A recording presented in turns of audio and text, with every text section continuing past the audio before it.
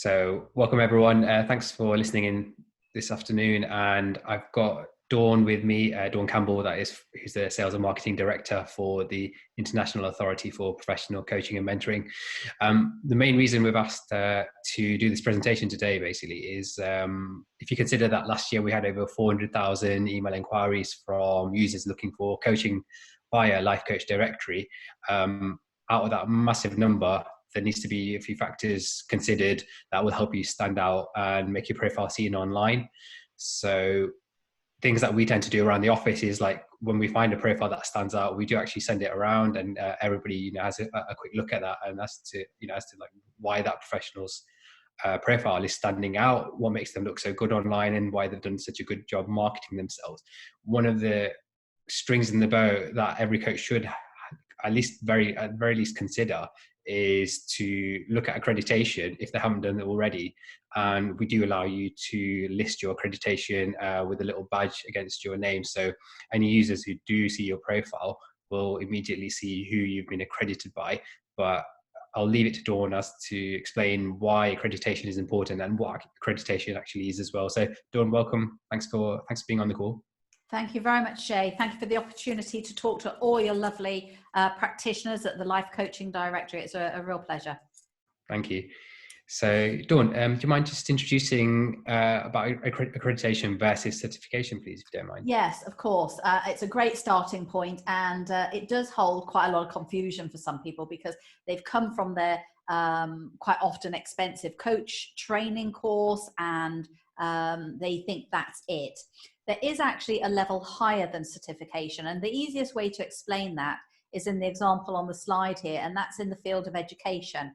So students receive their degree, which is obviously a qualification, which is printed in a certificate form. However, if you think about it, it's the universities themselves that have had to put their course through an accreditation body in order to be able to offer that standard of qualifications. So that's what makes accreditation higher than certification. So I kind of see it as the cherry on the cake, Jay. It's an opportunity to pull together all your certifications, your insurance, your experience, and get all of that verified and authenticated and assessed with an accreditation body. So that's the difference between accreditation and certification. Clear? Yeah, that's crystal clear. Good. So I guess the next stage is to consider when you start to look at accreditation and what are the factors involved in that as well, I guess.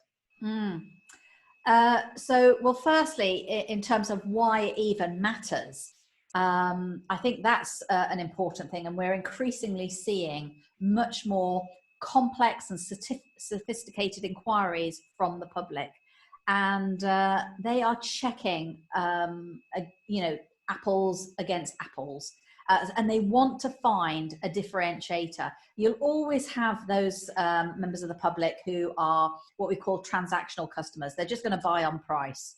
They don't really care about you. They don't really care about your background. But increasingly, the public are a little bit more discerning, and they're wanting to have a relational client relationship with their coach. So something like accreditation status provides that massive differentiator. So it's all about standing out in a very crowded market and saying to the public, I've adhered to some professional standards. My background has been formally recognized, and that includes my training, my certificates, my experience, my capability, which has been tested. All of that adds to somebody's credibility and their confidence to actually deliver with integrity what they set out to do. They're also saying, obviously, that they've signed up to a standards and ethics, they've signed the professional code of conduct. And ultimately, Jay, it's about having pride in what you do and wanting to be the best that you can. From a client's point of view, who obviously wants to protect their sense of well-being and their hard-earned cash, it proves to them that you're a professional, that you care about supporting them, and actually you're also you value protecting the client's needs. So in a nutshell, that's why your accreditation status matters, not only to you in the industry, but increasingly to the public. Yeah, I really like that you've highlighted the capability piece. From speaking to coaches that have been through accreditation, there's almost like a knowing when they talk about their own abilities, because they kind of know Yeah. they've been through that robust test as well. So Yeah, you're that absolutely stands out for right. me. Yeah. And increasingly, I mean, this sort of testimonial from Jumana in Sophia, she really highlighted for us that increasingly it's not a case of it being a tick box exercise either, that it's a massive boost to somebody's confidence. It's part of their CPD. The feedback that they get when they've gone through the process is really affirmative. So it's an experience from a coach's point of view when they go through accreditation. So yeah, you're absolutely right. It's that kite mark, it's that stamp of approval, and it's one that can make you feel proud. Great. So one of the things that I really like about the content that you put out, and I follow you on social media, so I see the stuff that you're putting out on a regular basis. Yeah. Going from being a coach that's just been certified to just come off your training course, possibly going on that learning curve to becoming partly accredited, but also the developing the business acumen as well. It's such a steep learning curve. We get coaches that do get overwhelmed with that, but at the same time, I've seen that the IAPC&M put out some really good content around that as well. Yeah. So it'd be good if you could just talk to us a bit about that too. Yeah, I mean, ultimately, we are an accreditation body. That's all we do. That's our core business, and we're experts in it because we've been doing it since 1998. However, over the last couple of years, we wanted to add another dimension to that, which is a range of value-added benefits to really make sure that our members are getting a massive return on investment. And I think we've, for the lowest level, we've calculated it's about 34p a day. For the highest level, it's about 55p a day. And you can't get very much for that kind of money anymore. Probably can't even buy a cup of coffee, or a bar of chocolate. I don't know. I don't live in England, but I don't think anywhere around the world you can get very much for that kind of money. So we did a survey a couple of years ago, and what we realized was that there were a lot of great practitioners out there, really great, Jay, with distinctions. But what we were finding is sort of 18 months later, when it came to them paying their annual renewal fee, they had drifted to going on another course, to another course, or even back to full-time employment, because they didn't have the business acumen to turn it into a coaching practice. So what they ended up with was a very expensive hobby. They liked coaching, they liked helping people, and maybe they had one client every now and then, but essentially it wasn't a business.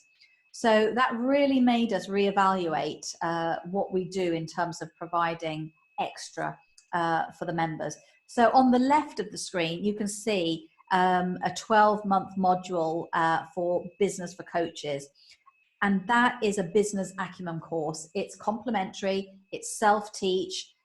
So, we can only put the material out there to support people develop their skills, whether it's writing a business plan, creating a niche market, doing the marketing, doing the sales. Because let's face it, solopreneurs have to wear an awful lot of hats. And this is a 12-month module that forms part of their CPD, but ultimately it helps them develop the business that they trained with coaching for. On the right-hand side, we've got a set of 12 CPD-based conference calls, and they've already started this year. And this is to help practitioners who are applying for accreditation to do a better job when they come to being assessed, and increase their chances of success first time round. Because I said to you, Jay, it's not a tick box exercise, so not everybody passes first time round. Some people are really blasé, they just go into the call and they say, oh, I didn't realize, if I prepared a bit more. So these calls were really designed to help the practitioners get the most out of their application and succeed. In the middle, that's just a concertina of all the benefits that are available, which your members can download. And then in the middle, we've got our first business coaching handbook that we've written. We had members who wanted to become an author. So we put together a project and invited authors to apply. 7 were picked, and they range from practitioner to senior to master. And they've ended up producing a book that was published and is available on Amazon. And it's a book about dealing with clients of the future. It's heartfelt connections. So it's very much going back to that relational client as opposed to the transactional client. And all of these wonderful benefits, all these wonderful CPD and business building webinars and opportunities, they're all communicated through the weekly bulletin. That's this in a nutshell. Brilliant. So again, we're introducing this concept of accreditation. If you've never come across that before as well, I guess it would be good to know how you actually go about the process of becoming accredited once you've completed your coaching training. Yeah, sure. You actually don't have to complete your coach training in order to apply. Increasingly, what we're finding, Jay, is that somebody goes on a training course and they're applying for their accreditation in tandem because they want to study on the course but use the benefits of being an IAPC&M member to build their business. So it used to be that people would apply after they'd done their course, and then they would say, right, okay, I now need to get a contract. I now need to build a website. I now need to order some business cards, etc. Increasingly, what we're finding is practitioners are going on a course, they're ordering their material, they're becoming they're applying for their accreditation. They obviously don't get accredited until they've completed their coach training, but it means that they can now start to benefit from all the resources, whether it's downloading a contract or a complaints procedure, or, as I say, going to the monthly webinars. So they have all of those benefits. But essentially what happens is, whichever training provider you've come through, you will tick that box on the website. That's who you've come through. And that will determine whether you've come through an accredited training provider or a non-accredited training provider, which is what we call the portfolio route. And you pay for your status, your desired status. I presume for a lot of people, we're talking about practitioner level, the entry level. You'll then receive an email detailing all the criteria that you've got to put together in your portfolio of evidence. It's exactly what it says on the website. You'll obviously work through building that evidence. It usually takes 2 or 3 weeks for most people from start to finish. You'll book your 30-minute assessment call. We don't have recordings. They are live and they're not role plays. Following which you'll complete a self-reflection. It's just 2 or 3 paragraphs. What worked well? What would you do differently? And it's an important part of your CPD. You'll sign the professional code of conduct. You'll fill out the standards and ethics questionnaire. And then on successful completion, you will get your certificate and your logo for you to promote on your business cards, your website, your social media, your CV, etc. All of that is valid for 3 years. At the end of 3 years, everybody, whether you're a university, a training provider, or an individual like myself, we have a mini reappraisal just to check that what was originally accredited is still being delivered and no bad habits have crept in. So there's an annual renewal fee that you pay, and that gives you your up-to-date certificate every year. In essence, that's the process for the entry level. Yeah, and there's a few things you mentioned there that early stage coaches might not necessarily think about in terms of like onboarding the client, contracting and things like that as well. It's all part of being a coach as opposed to just focusing on the skills aspect as well. So I'm glad you sort of mentioned about making you sort of rounded in terms of, your business process and, how you learn how to do that as well. So I can definitely see the merit of basically applying for accreditation whilst you're doing your training, because a lot of training providers we see as well are somewhat limited for time as well on the course, as opposed to, they need to fill in all the skill work. They do try and fit in as much as possible around the business side of setting up as a coach, but they may not have enough time to do that as well. So and it's possibly the more difficult skill to actually pick up as well. So there's definitely value to starting that process as early on as possible from what I can see. Yeah, exactly. Very, very important. Particularly, as I say, when we did that survey 3 years ago, it was the lack of business acumen that was sabotaging some of the best coaches. So going through this process builds your confidence, and it also gives you a point of contact long after the course, or even outside of the course. If you've got a query, you come to us and we can sort it out and give you the information or point you in the right direction of something. Because as you say, training, coach training courses, really, they've got an agenda, and it's to train you to become the best coach. It's not necessarily how to create a coaching business.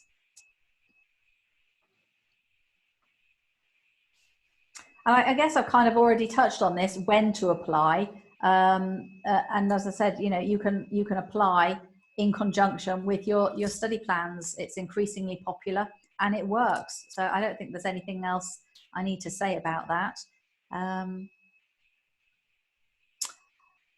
So wrapping up then, I mean, you know, your future depends on what you do today, Gandhi's famous quote. And that's really important. So if you're thinking, you know, oh, I don't need to, perhaps consider, if not now, when. And when you do apply, you know, perhaps you'll be thinking, I wish I'd done it way back when. So at least have the conversation with us and explain your circumstances and situation, and then make your mind up. Watch the video, read the business coaching handbook, talk to the likes of the team at Life Coach Directory, talk to us, and you know, we're all here to support you on your professional journey. Get there out in front of the public and be recognized as a best-in-class practitioner. And Jay, I don't know if you're aware, but I'm sure you are, there's over 130,000 people in the UK currently calling themselves coaches. You know, not all of them are professionally accredited. In fact, we know that. Not all of them are properly trained, and not all of them are insured. So having this differentiator really makes it easy for prospective clients to identify you as the coach they want to work with. So I think that's all I've got to say, unless you've got any other questions, Jay. No, not so much, but that's been really useful, I think. And we have our criteria as to who we accept on Life Coach Directory, because we're all about highlighting, you know, the best coaches out there. But for the coaches that really want to stand out, then accreditation is one of the steps that you can take to, you know, really market yourself in a professional manner. And I think there's a lot of benefits to it as well. One of the other things that sort of I've picked up from this conversation is, you know, a lot of coaches do work on their own, and finding that, you know, sort of resource or that hub of information to take you to that next level, I guess. You know, the places like IAPC&M are right for that as well as, you know, working with us at the Life Coach Directory. So there's a lot of first-hand information to be gleaned, a lot of first-hand knowledge to be learned as well through all the CPD stuff that you know, that is put on every single week that I see. And you know, it's only going to make you a better coach, I think, in the long run. So yeah, Dawn, thank you for that. You're very welcome. It's been an absolute pleasure. And I look forward to supporting even more of your coaches and mentors. Thank you. Cheers, Dawn. Thank you very much.